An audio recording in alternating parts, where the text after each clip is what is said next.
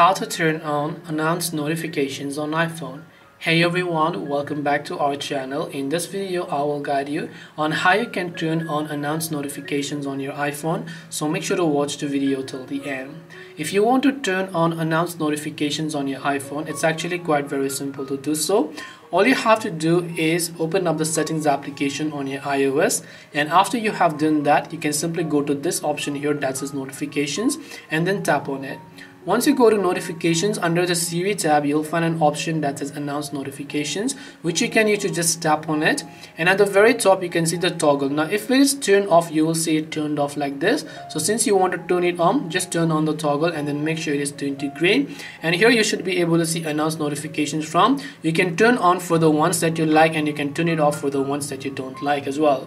This way you will be able to turn on announced notifications on your iPhone. Hope this video was very helpful. If you have got any questions, then feel free to leave them down.